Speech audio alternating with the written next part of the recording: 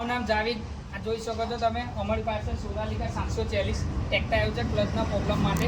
તો આ ક્લચની અંદર એવું થતું હતું કે ગેર પાડતી વખતે અવાજ આવતો હતો, ક્લચ આપણે દબાવીએ ગેર પાડે તો બહુ અવાજ આવતો હતો। આ ટ્રેક્ટરની અંદર તમે જોઈ શકો છો 740 DI हमारे पास ये ट्रैक्टर आया हुआ है, खानपुर गांव से ट्रैक्टर आ रहा है। तो उसके हमने ये 2 पार्ट करके हमने 2 भाग कर दिया है ट्रैक्टर में। तो 2 भाग कर क्लच पेज नो प्रॉब्लम से चलो तो आओ बताओ क्लच पेज में શું થયું। તો તમે જોઈ શકો છો આ ક્લચ પેજ તૂટી ગઈ છે આખી। તો એની ક્લચ પેજ પૂરી तरह બધી ખરાબ થઈ ગઈ છે। આ સ્પ્રિંગ બધી તૂટી ગઈ છે। તો ક્લચ પેજ બહુ ખરાબ થઈ ગઈ છે। આ પીસર પણ ખરાબ થઈ ગઈ છે। આ ફિંગર કપાઈ ગયા છે ને સ્પ્રિંગનું ટેન્શન ડાઉન થઈ ગયું છે। તો આ પ્રેશર પ્લેટથી અમે ચેન્જ કરીશું। તો નવી અમે બતાવીશું તમને, જોઈ લો।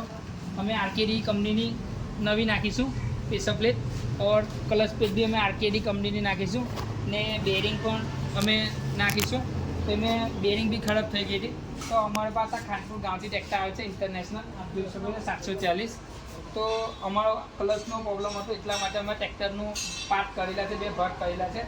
તો જલ્દીથી બધું સામાન લગાવીને ફિટ કરીશું, પછી ફિટિંગ કરીને તમને વિડીયોની અંદર બતાવીશું કે એનો